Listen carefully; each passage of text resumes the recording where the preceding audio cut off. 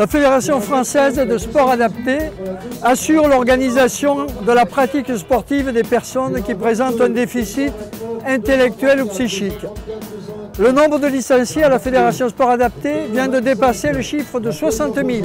La pratique sportive est pluridisciplinaire, c'est-à-dire avec la possibilité de s'exercer dans de nombreuses activités, sur un mode ludique mais également compétitif. L'objectif principal de cette démarche est le maintien et l'amélioration de la santé physique des participants, mais également l'opportunité d'un partage, l'exercice d'une véritable solidarité, le respect de la différence, en un mot, une véritable citoyenneté.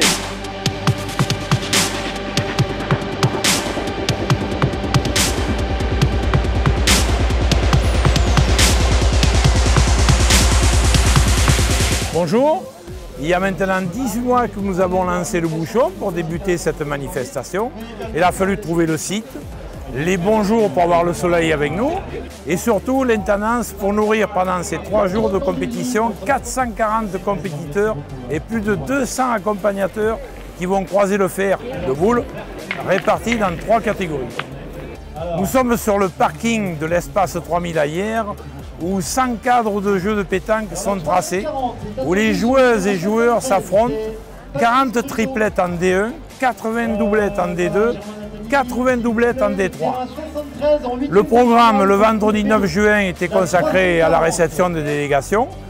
Monsieur Henri Lacroix, parrain de la manifestation, multiple champion de France et du monde, était présent pour le pot de l'amitié.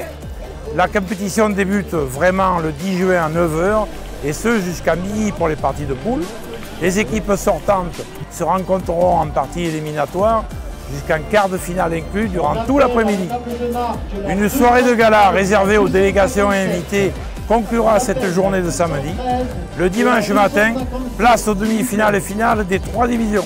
À l'issue de ces parties, il sera remis les récompenses et surtout les maillots tricolores des champions de France des 3 catégories que chaque compétiteur rêve d'enfiler.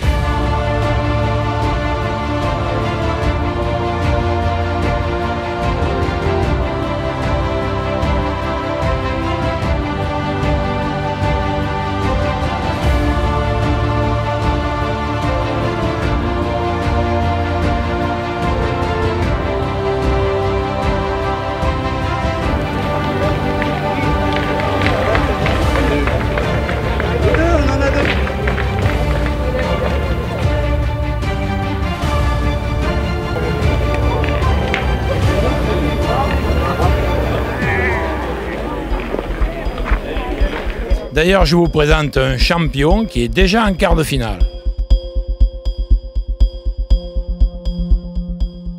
Je m'appelle David Lafont, j'ai 9 titres de champion de France, j'aimerais bien avoir le 10e à Hyères.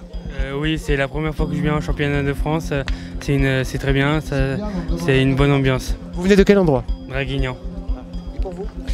Moi aussi, premier championnat de France dans le Var, j'ai plaisir de jouer dans le Var.